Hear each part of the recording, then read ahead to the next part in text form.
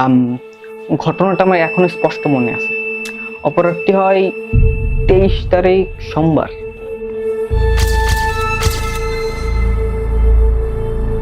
সাধারণ দিনের মতো আমি সকালে উঠে ব্রাশ করি, তারপর ব্রেকফাস্ট বানাই।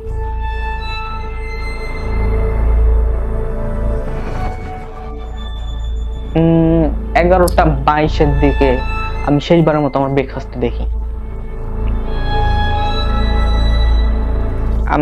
11টা 22 থেকে 11টা 24-এর মধ্যে আমি আমার ফোনটা এনে দেখি ব্রেকফাস্ট নেই। আমার ব্যক্তিগত বিশ্বাস যে খুব বড় এক অপরাধী আমার ব্রেকফাস্টে খেয়েছে।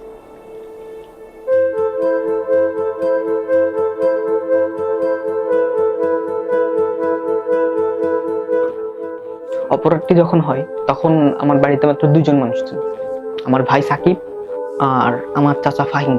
সিরিয়াসলি? আমি কিন্তু তারা দুজনই অপরাধ অস্বীকার করে। আমি আহ, হাত।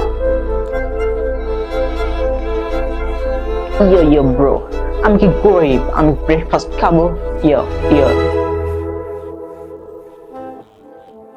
আমি একজন প্রফেশনাল প্রাইভেট ডিটেকটিভ। এই অপরাধটি সংঘটিত হওয়ার সময় আমি এই বাড়ির পাশ দিয়েই যাচ্ছিলাম।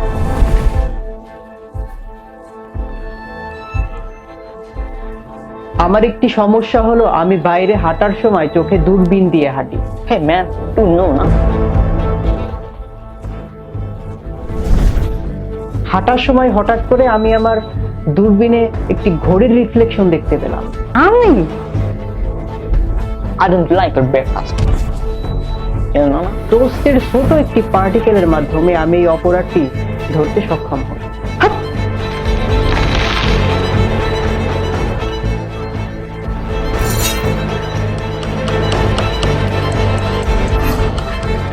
আমার ভাই ভেবেছিল সে অপরাধ করে পার পেয়ে যাবে। সত্যি কথা বলতে এরকম অপরাধের জন্যই আমি চোখে দূরবীন দিয়ে রাখি।